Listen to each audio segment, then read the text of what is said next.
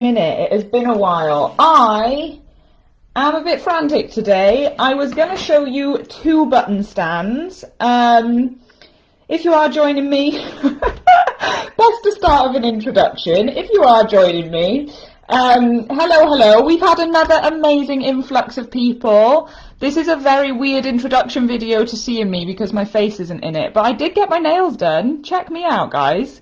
Wonder if I can claim that on my taxes, given I'm now doing hand tutorials.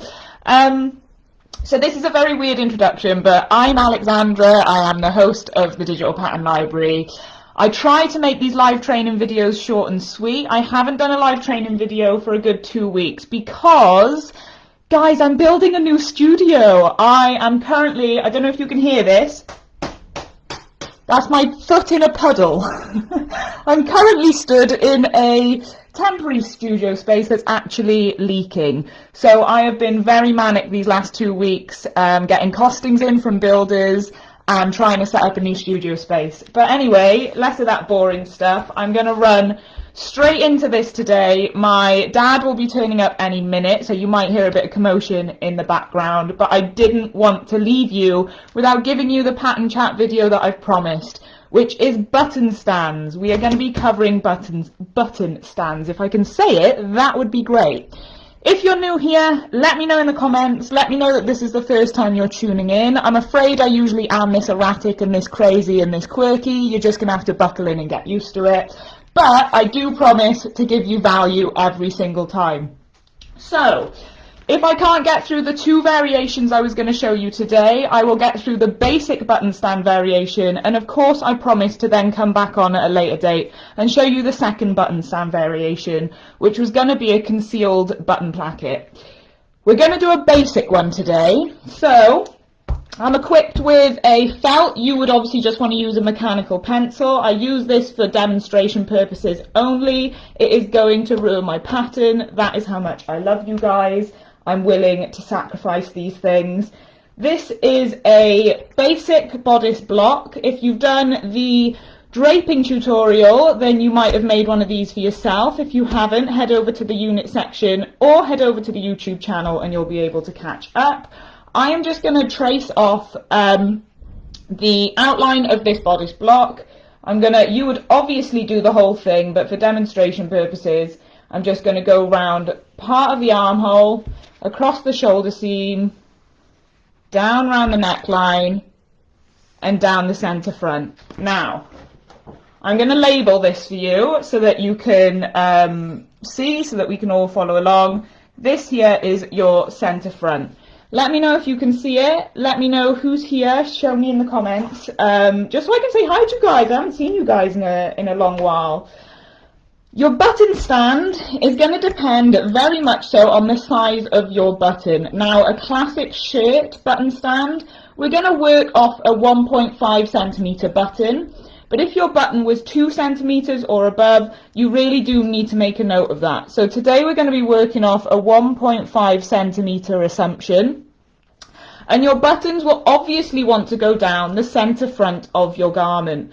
So you would get a kind of, what's it called, a gauge? Or you do a bit of maths and you divvy up your center front line between the amount of buttons you have. You want to obviously space them out equally. But let's just pretend we're going to pop a button there. And we're going to pop a button there. Now, 1.5 centimeters. When we're making a button stand, we want to double that space so that it sits perfectly either side. So if our button is 1.5 centimeters, I'm going to draw that line here.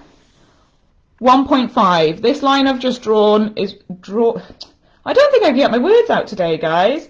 This line I've just put down is 1.5 centimeters from the center front. And that would mean, if I just do a quick dash line for you, whoop, make sure this is accurate. If I do a dash line here, which is another 1.5 centimeters, our button placket is a total of 3 centimeters wide. So 1.5 centimeters times 2. I'm terrible at maths, but I do think I've got this. My dad's a financial advisor, so he's going to come in and tell me otherwise. So you want to double the size of your button. So if you were having a 2 centimeter button, then we would want your button placket to be 4 centimeters in size.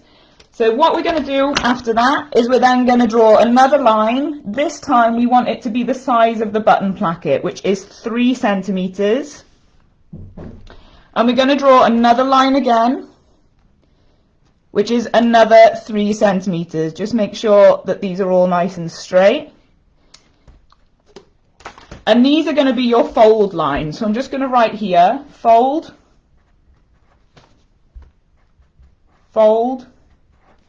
And what we're going to want to do, hey Al, hey all, so pleased that you've joined me. I'm a little bit erratic today, but what's new? We're going to want to, when we construct the button stand, you're going to want to fuse these parts. These are going to fold under, and you're going to want to fuse them so that they offer structure and support for when the buttons are sewn on here.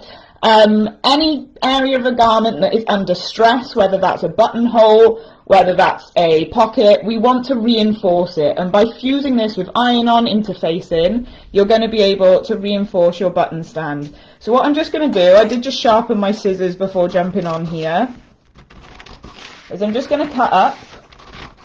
Now, whoop, I knocked the camera, sorry guys. Spatially unaware, let me move you back. Are we good? Are we good? Can we see? What I'm quickly going to do is add seam allowance to my shoulder seam and neckline, as though this was me cutting out the pattern. Boop. I'm just going to add seam allowance like so.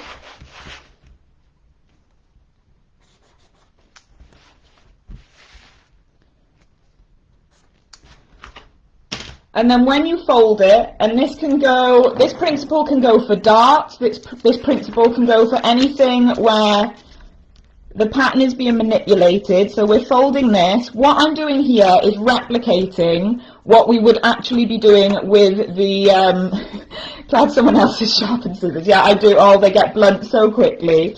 What I'm doing here is I'm just replicating what we would do once this was cut out in the textile, in the cloth. We would be fusing this.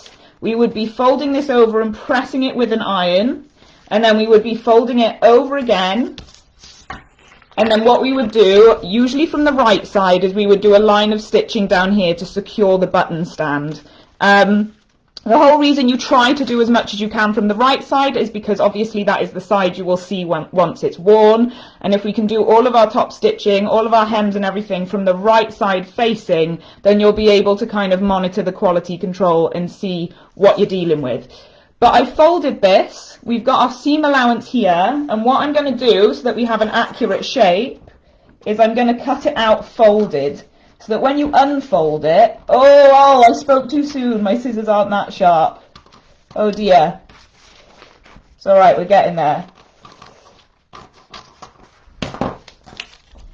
So when we unfold it, you can see that there is a slight difference in the shape here. I don't know if you can see that.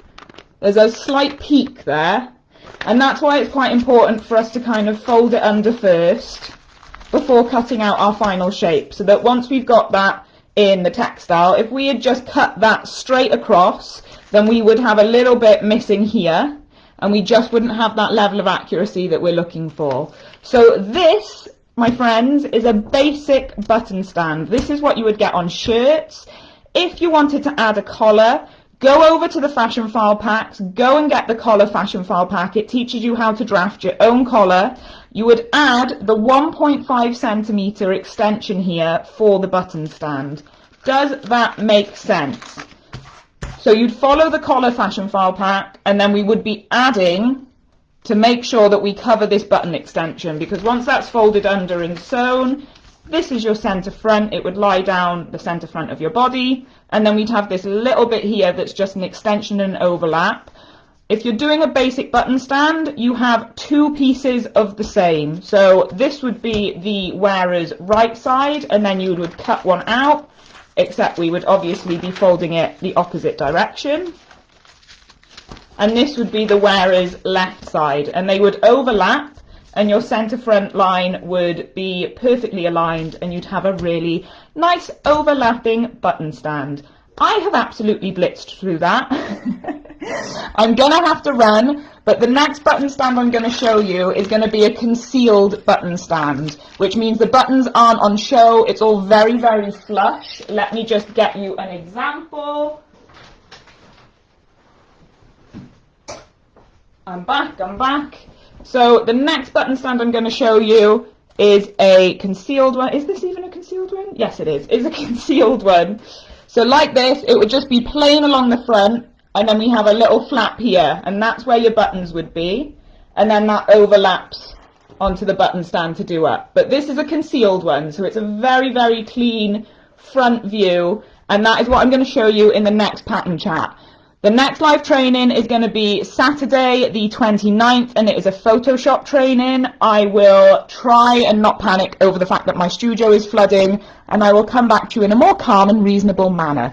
If you want to catch up with any of the live trainings, go over to the unit section of this page. I also have a YouTube where you can go and see very basics on how to drape a basic bodice.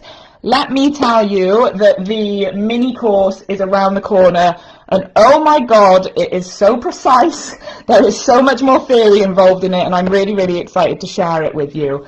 Short and sweet, guys. We've hit the 10-minute mark. Next time I will show you how to do a concealed button stand. Please go away and practice this basic button stand. Pair it with the collar fashion file pack. Let me know how you get on. Tag me in Sew and Tell. Let me know how you sew that up for yourself. And I will catch you soon. I love you all. Thank you for joining in.